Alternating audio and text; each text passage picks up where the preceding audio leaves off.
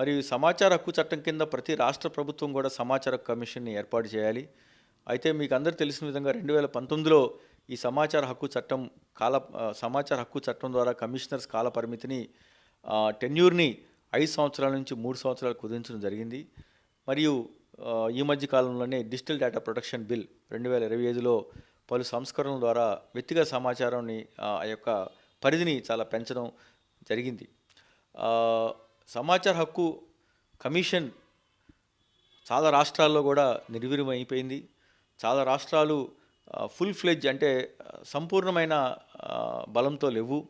Central information commission మొన్నటి ఈ మధ్య దాకా 10 మంది కమిషనర్స్ కాను కేవలం 2తోనే ఉంది.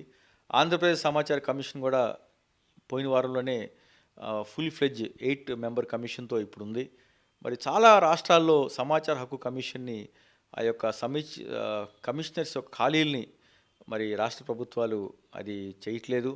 ఇది చాలా ఆందోళనకరమైన పరిస్థితి. ఎందుకంటే సమాచార హక్కు చట్టంలో ప్రత్యేకత ఏంటంటే ఇది హక్కు ఆధారిత చట్టం.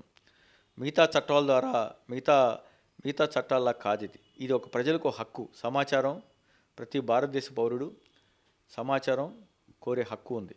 మరి ఈ హక్కు మరి మన ప్రాథమిక హక్కుల్లో లేదు.